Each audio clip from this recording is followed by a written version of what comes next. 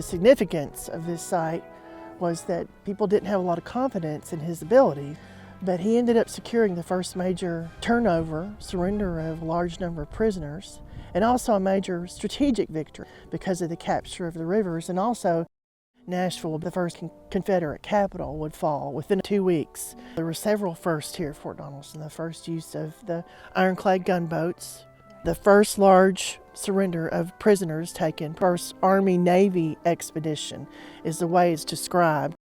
Defense of the rivers was the primary reason for putting Fort Donelson here in Dover. There were better locations further north into Kentucky. Remember, these rivers, both Tennessee and the Cumberland, both flow to the north. So there were better locations, but because of the neutrality of the state of Kentucky, it stayed with the United States, the Union. They couldn't put a fort any further. The lower water battery, there are two here at Fort Donelson, and it took a while to prepare these cannon carriages and the heavy artillery.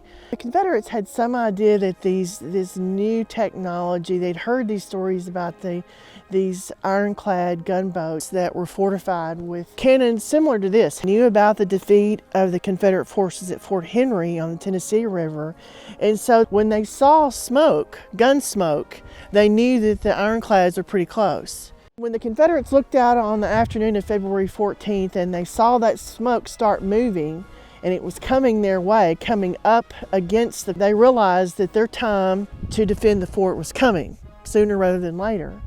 And so that afternoon, the Confederate soldiers lobbed valentines at the Union sailors on those boats. And the battle lasted about an hour and a half. The gunboat captain, the flag officer, Andrew Foote, decided he should bring the boats in closer like he had done at Fort Henry. And so some accounts are that the boats came within 400 yards in these batteries. On the other hand, the Confederates were doing significant damage to those gunboats. After that hour and a half battle, 3 out of the 4 gunboats were disabled. Luckily, the river floats downstream back to the north, away from the batteries, so none of the boats were captured that day. There were over 50 casualties, sailors on the boats.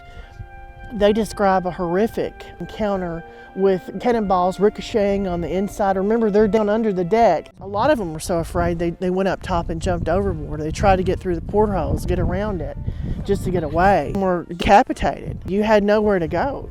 The decks were slick with blood, and so it would have been a horrific experience.